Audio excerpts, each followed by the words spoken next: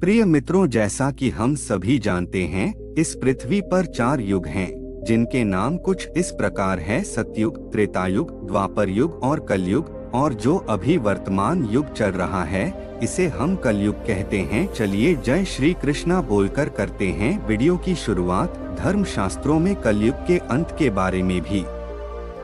आज के दौर में अधिकांश लोग मानव मूल्यों के ह्रास के लिए कलयुग को जिम्मेदार मानते हैं।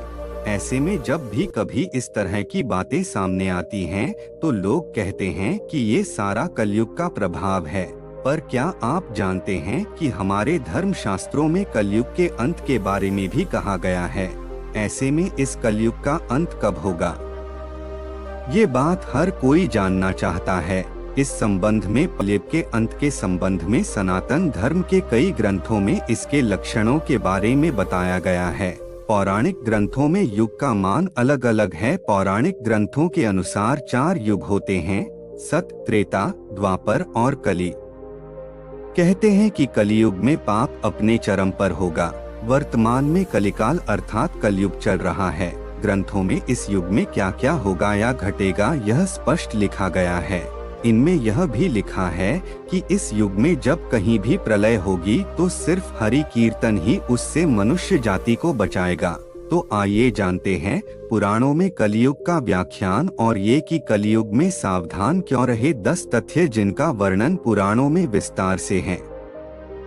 पुराणों में लिखा है कि जो व्यक्ति, संगठन या समाज वेद विरुद्ध आचरण कर धार्मिक और सांस्कृतिक एकता को खंडित करेगा, उसका आने वाले समय में समूल नाश हो जाएगा। पुराण के जानकार मानते हैं कि जैसे जैसे कलयुग आगे बढ़ेगा, वैसे वैसे भारत की गद्दी पर वेद विरोधी लोगों का शासन होने लगेगा। ये ऐसे लोग होंगे जो जनता से झूठ बोलेंगे और अपने कुतर्कों द्वारा एक दूसरे की आलोचना करेंगे और जिनका कोई धर्म नहीं होगा। ये सभी विधर्मी होंगे। ये सभी मिलकर भारत को तोड़ेंगे और अंततः भारत को एक अराजक भूमि बनाकर छोड़ देंगे।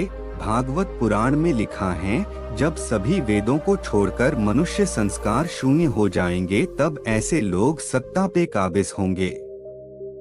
ये सबके सब परले सिरे के झूठे, अधार्मिक और स्वल्प दान करने वाले होंगे। दूसरे की स्त्री और धन हथिया लेने में ये सदा उत्सुक रहेंगे। न तो इन्हें बढ़ते देर लगेगी और न घटते। इनकी शक्ति और आयु थोड़ी होगी। राजा के वेश में ये म्लेच्छ ही होंगे। छोटी बातों को लेकर ही ये क्रोध के मारे आग बबूला हो जाएंगे। वे लूट खसोट कर अपनी प्रजा का खून चूसेंगे। जब ऐसा शासन होगा तो देश की प्रजा में भी वैसा ही स्वभाव, आचरण, भाषण की वृद्धि हो जाएगी। राजा लोग तो उनका शोषण करेंगे ही, आपस में वे भी एक दूसरे को उत्पीड़ित करेंगे और अंततः सबके सब नष्ट हो जाएंगे। भविष्योत्तर पुराण अनुसार ब्रह्मा जी ने कहा, हे नारद, भयंकर कलयुग के आने पर मनुष्य का आचरण दुष्ट हो जाएगा और योगी भी दुष्ट चित्त वाले होंगे। संसार में परस्पर विरोध फैल जाएगा और विशेषकर राजाओं में चरित्रहीनता आ जाएगी। देश देश और गांव गांव में कष्ट बढ़ जाएंगे। संतजन दुखी होंगे। अपने धर्म को छोड़कर लोग दूसरे धर्म का आश्रय लेंगे।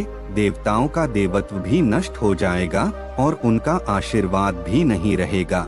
मनुष्यों की बुद्धि धर्म से विपरीत चलती जाएगी। महर्षि व्यास जी के अनुसार कलयुग में मनुष्यों में वर्ण और आश्रम संबंधी प्रवृत्ति नहीं होगी। वेदों का पालन कोई नहीं करेगा। कलयुग में विवाह को धर्म नहीं माना जाएगा। शिष्य गुरु के अधीन नहीं रहेंगे। पुत्र भी अपने धर्म का पालन नहीं करेंगे। कोई किसी भी कुल में पैदा क्यों न हुआ हो, जो बलवान होगा वही कलयुग में सबका स्वामी होगा। सभी वर्णों के लोग कन्या बेचकर निर्वाह करेंगे। कलयुग में जो भी किसी का वचन होगा वही शास्त्र माना जाएगा। कलयुग में थोड़े से धन से मनुष्यों में बड़ा घमंड होगा। स्त्रियों को अपने केशों पर ही रूपवती होने का गर्व होगा। कलयुग में स्त्रियां धनहीन पति को त्याग देंगी। उस समय धनवान पुरुष ही स्त्रियों का स्वामी होगा। जो अधिक देगा उसे ही मनुष्य अपना स्वामी मानेंगे। उस समय लोग प्रभुता के ही कारण संबंध रखेंगे। द्रव्यराशि घर बनाने में ही समाप्त हो जाएगी। इससे दान पुण्य के काम नहीं होंगे और बुद्धि धन के संग्रह में ही लगी रहेगी। सारा धन उपभोग में ही समाप्त हो जाएगा। कलयुग की स्त्रियां अपनी इच्छा के अनुसार आचरण करेंगी। हाव भाव विलास में ही उनका मन लगा रहेगा। अन्याय से धन पैदा करने वाले पुरुषों में उनकी आसक्ति होगी। कलयुग में सब लोग सदा सबके लिए समानता का दावा करेंगे। कलयुग की प्रजा बाढ़ और सूखे के भय से व्याकुल रहेगी। सबके नेत्र आकाश की ओर लगे रहेंगे। वर्षा न होने से मनुष्य तपस्वी लोगों की तरह फल मूल पत्ते खाकर और कितने ही आत्मघात कर लेंगे। कलयुग में सदा अकाल ही पड़ता रहेगा। सब लोग हमेशा किसी न किसी कलेशों से घिरे रहेंगे। किसी तो थोड़ा सुख भी मिल जाएगा। सब लोग बिना स्नान करे ही भोजन करेंगे। देव पूजा, अतिथि सत्कार, श्राद्ध और तर्पण की क्रिया कोई नहीं करेगा। कलयुग की स्त्रियां लोभी, नाटी, अधिक खाने वाली और मंद भाग्य वाली होंगी। गुरुजनों और पति की आज्ञा का पालन नहीं करेंगी तथा पर्दे के भीतर भी नहीं रहेंगी। अपना ही पेट पालेंगी। क्रोध में भरी रहेंगी। देह शुद्धि की ओर ध्यान नहीं देंगी तथा असत्य और कटु वचन बोलेंगी। इतना ही नहीं, वे दुराचारी पुरुषों से मिलने की अभिलाषा करेंगी। कलयुग आने पर राजा प्रजा की रक्षा न करके बल्कि कर के बहाने प्रजा के ही धन का अपहरण करेंगे। अधम मनुष्य संस्कारहीन होते हुए भी पाखंड का सहारा लेकर लोगों ठगने का काम करेंगे।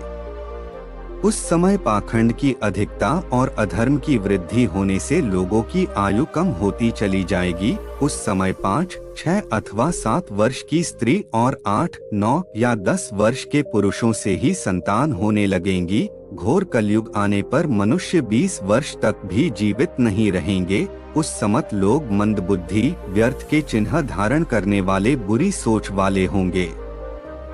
लोग ऋण चुकाए बिना ही हड़प लेंगे और जिसका शास्त्र में कहीं विधान नहीं है, ऐसे यज्ञों का अनुष्ठान होगा।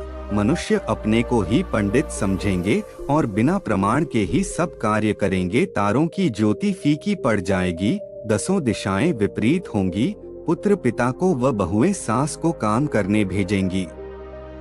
कलयुग में समय के साथ साथ मनुष्य वर्तमान पर विश्वास करने वाले, शास्त्र ज्ञान से रहित, दंभी और अज्ञानी होंगे।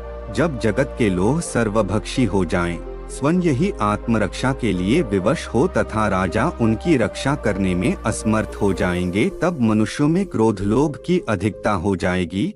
श्रीमद् भागवत के 12 स्कंध में कलयुग के धर्म के अंतर्गत श्री शुकदेव जी परीक्षित जी से कहते हैं, ज्यों-ज्यों घोर कलयुग आता जाएगा, त्यों-त्यों उत्तरोत्तर धर्म, सत्य, पवित्रता, क्षमा, दया, आयु, बल और स्मरण शक्ति का लोप होता जाएगा। कलयुग के अंत के समय बड़े बड़े भयंकर युद्ध होंगे जाएंगे। चोर अपने ही जैसे चोरों की संपत्ति चुराने लगेंगे। हत्यारों की भी हत्या होने लगेगी। लोगों की आयु भी कम होती जाएगी। यह भी कहा जाता है कि कलयुग में एक समय ऐसा आएगा जब सभी पुरुष स्त्रियों के अधीन होकर जीवन व्यतीत करेंगे। पाप का बोलबाला चारों ओर होगा। मनुष्य सात्विक जीवन की जगह तामसी जीवन जीने में विश्वास करेगा। जब सूख जाएंगी गंगा, कलयुग के 5000 साल बाद गंगा नदी सूख जाएगी और पुनः वैकुंठ धाम लौट जाएगी। जब कलयुग के 10,000 वर्ष हो जाएंगे, तब सभी देवी देवता पृथ्वी छोड़कर अपने धाम लौट जाएंगे। इंसान पूजन कर्म, व्रत, उपवास और सभी धार्मिक काम करना बंद कर देंगे। एक समय ऐसा आएगा कि जमीन से अन्न उपजना बंद हो जाएगा और पृथ्वी जलमग्न हो जाएगी। इसके बाद कलयुग के अंत में जिस समय कल की अवतार अवतरित होंगे, उस समय मनुष्य की परम आयु केवल 20 या 30 वर्ष होगी। जिस समय कल की अवतार आएंगे तब मनुष्य की लंबाई काफी घट चुकी होगी। मित्रों, यदि आपको वीडियो पसंद आए तो लाइक, शेयर और चैनल को सब्सक्राइब अवश्य कर ले। धन्यवाद दोस्तों।